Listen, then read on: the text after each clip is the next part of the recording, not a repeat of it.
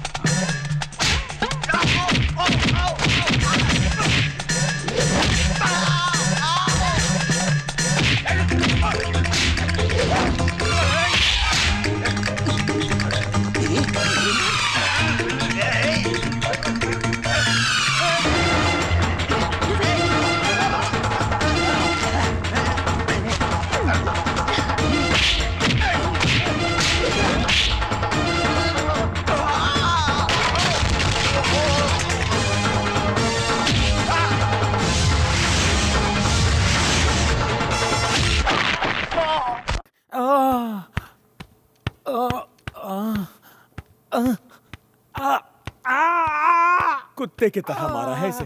अच्छा है जिंदा है, मरा नहीं, वरना इसका क्रियाक्रम हमें ही करना पड़ता। और ये दोनों मोटे मिलकर इसकी हड्डियां जोड़ रहे हैं या तोड़ रहे हैं। अबे धीरे धीरे। बेवकूफ कहीं का। बस हो गया, नीचे उतर। मारेगा क्या इन्हें? ये बूटी खाने के बाद इनको पेशाब में कोई तकलीफ नहीं होगी। अच्छा, पेशाब भी ठीक से नहीं आ रही है क्या? थोड़ी थोड़ी सी रुक रुक कर आ रही है ना। तुम्हारे काम के सारे पुर्जे तो गए, अब कुछ नहीं हो सकता। ऐसी धुलाई सिर्फ माधव ही कर सकता है। अब उसी ने मुझे मारा, गारंटी क्या है? अरे उसने मुझे भी ऐसे ही मारा था। एक बार जब मैंने उसे रेशमा के घर पर पकड़ा था तब की बात है। हाँ, सबसे पहले उसने मेरी गर्दन तोड़ी, पेट सुझा दिया, एक पुर्जा नहीं छोड़ा कमीने ने। 1 हफ्ता नहीं 2 हफ्ते तक मैं पेशाब नहीं कर पाया। पेट फूल गया था, सूसू बंद। कच्चे दूध में सांडे का तेल मिलाकर पिया तब राहत मिली। ये काम उस माधव का ही है, क्या कहते हैं? वो मारता तो ये हॉस्पिटल में होते। मजाक उड़ा ले, लेकिन जैसे तूने अपनी बीवी के साथ किया था ना, वैसे ही वो तेरी बेटी के साथ कर रहा है। बेटी का नाम मत लेना वरना जिंदा काट दूंगा। एक गुस्सा मुझ पर नहीं, जाकर अपनी बेटी पर उतार। जल्दी जा, नहीं तो मुंह काला करके बैठ जाएगी। क्या कर रही थी उसके साथ? रुक जाओ, उसकी जान लोगे क्या? हट जा वरना तेरी जान ले लूंगा। क्या कर रहे हो? छोटी सी बात के लिए बेटी की जान लोगे क्या? कैसे बाप हो तुम? तुम्हारी बेटी तुम पर ही गई है। नौकर होके अपनी औकात भूल रहा है तू। ना ही मैं तुझे पढ़ने के लिए शहर भेजता और ना ही तू मुझे ये दिन दिखाती। चल रुक जाइए, क्या कर रहे हैं? मैं कहती हूँ रुक जाइए ना, मैं इसे समझाऊंगी। हाँ, अगर तू इसे समझाएगी तो ये उसके साथ भाग जाएगी। इस कमरे से बाहर मत निकलना। बाहर निकलने की सोची भी तो याद रखना, टुकड़े टुकड़े कर दूंगा तेरे।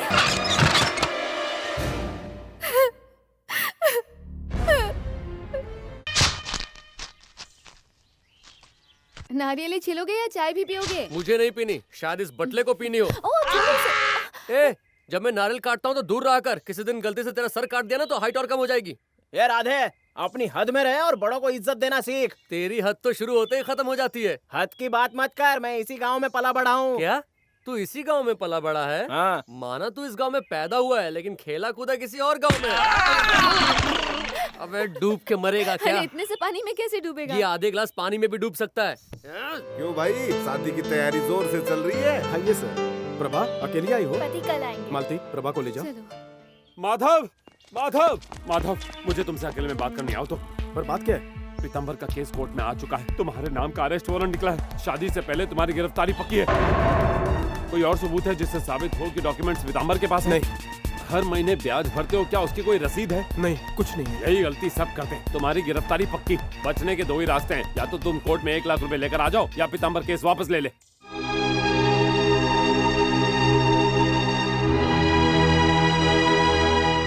तू परेशान मत हो, शादी निर्विघ्न करनी है तो हमें झुकना ही पड़ेगा।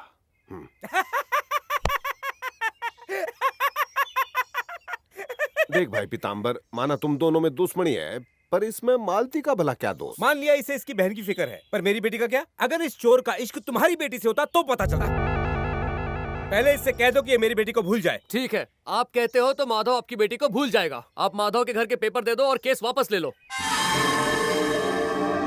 तुम्हारा इस मामले से कुछ लेना देना नहीं, तुम चुप ही रहो। माधव को कहने दो ना। ये खुद कहेगा। ये क्या कहेगा? इसकी तो बोलती बंद है। ये कोई फैमिली ड्रामा नहीं, प्यार है। ये ड्रामा ही तो है। ये नाटक हम सबने मिलकर रचा है। ये आपकी बेटी से सचमुच प्यार नहीं करता। शांति, शांति। इससे पहले कि ये अपनी बात से मुकर जाए, रुक्मणी को ले आओ। ये बर्तन चुराने वाला, दूसरों के कपड़े चुराने वाला मेरा जमाई कैसे बनेगा? बेटी, आज इसने अपने इश्क का भांडा खुद ही फोड़ दिया। सुन,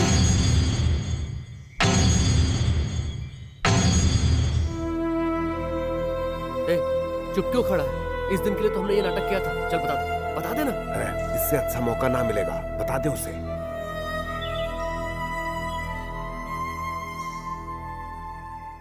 मैंने अपने घर को बचाने के लिए तुम्हारा सहारा लिया। मैंने प्यार का नाटक किया था, लेकिन अब बस कुछ मत कहो।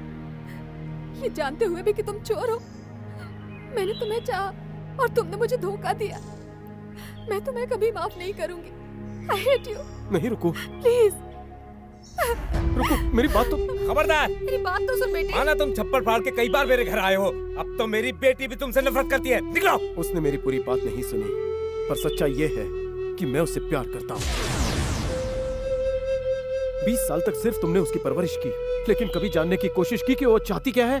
कैसे बाप हो तुम? सिर्फ घर के कागजात ही क्या, अगर तुम दुनिया भर की सारी जायदाद भी मेरे नाम कर दो तो भी मैं रुक्मणी को कभी नहीं छोड़ूंगा।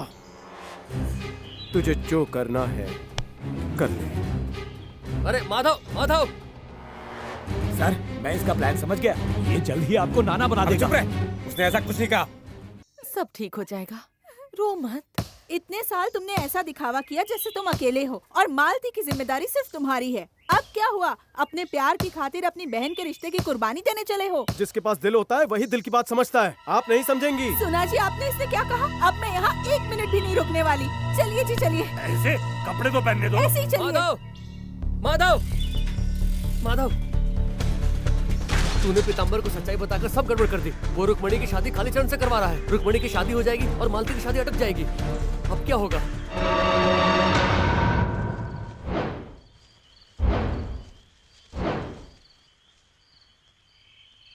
माधव भाई। गोपी, इतनी रात को? उस दिन तुम्हारे घर जो भी हुआ, उस वजह से मेरे माँ बाप शादी के खिलाफ हो गए, पर तुमने मेरे घर आकर सारी सच्चाई बता दी। अब वो मान तो गए हैं, लेकिन कुछ प्रॉब्लम हो गई तो। देखो, कुछ भी नहीं होगा, मुझ पर भरोसा रखो। पर कोर्ट में जो पैसे भरने हैं उसका क्या? उसी के बारे में तो सोच रहा हूँ। ये लो। क्या है? 1 लाख रुपए। ये पैसे मेरी मेहनत की कमाई है। इन्हें तुम कोर्ट में जमा कर दो और इस मुसीबत से बाहर निकलो। गोपी, मेरी बहन बहुत खुशकिस्मत है यार। आप वकील के पास जाइए और मामला सुलझा लीजिए। एक बात और, इस बात का पता किसी को ना चले कि मैंने आपको पैसे दिए हैं, नहीं तो मामला बिगड़ सकता है। ठीक है, टेक केयर। सुनो, कल सुबह टाइम पे आ जाना, बहुत सारे काम बाकी हैं। अब जाके लेटो, आज का पगार ले लो और सल्टो। स्वामी, तूने सही वक्त पर पैसे का जुगाड़ करवा दिया। अब बहन की शादी अच्छे से करवा दे, मैं फिर कभी चोरी नहीं करूंगा।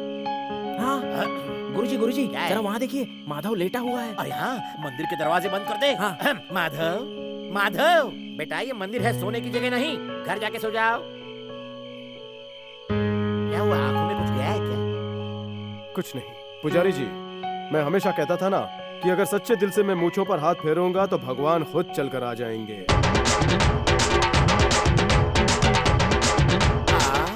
जरूर कुछ तो गड़बड़ है। रात को आकर मूंछों पर हाथ फेर कर गया, जरूर कुछ मनहूस होगा पनौती। मारा क्यों बे गुरु? ऐसे ही।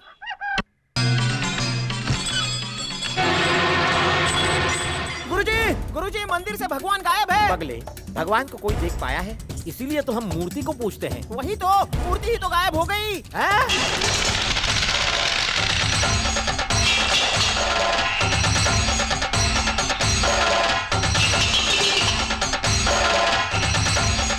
मालती, मालती, माधव कहाँ है? पता नहीं, रात से घर नहीं आए हैं। क्या हुआ? मंदिर से भगवान की मूर्ति चोरी हो गई है। गांव वालों को शक है कि माधव ने चुराई है।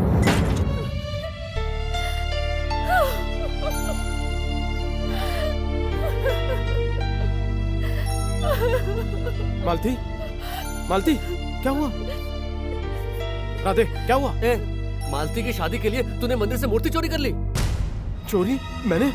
मालती मेरी बात। बस बहुत हुआ। तुम हमेशा कहते थे ना कि सच्चे दिल से अगर मैं मूंछों पर हाथ फेरूंगा तो भगवान सामने आ जाएंगे। मुझे लगा तुम मजाक करते थे, मगर मैं ये बिल्कुल नहीं जानती थी कि तुम इतना घिनौना काम भी कर सकते हो भैया। इतने सालों से मैं ये जानते हुए भी चुप रही, क्योंकि मुझे लगता था कि तुम मेरे लिए चोरी करते हो। पर आज तुमने मेरी शादी करवाने के लिए, अपने स्वार्थ को पूरा करने के लिए भगवान की मूर्ति तक चुरा ली। लोग मुझे चोर की बहन कहते थे, तब मुझे बुरा नहीं लगता था, पर आज मूर्ति चुराकर तुम मेरी नजरों से गिर गए हो। मुझे तुम्हें अपना भाई कहते हुए भी शर्म आती है। मालती!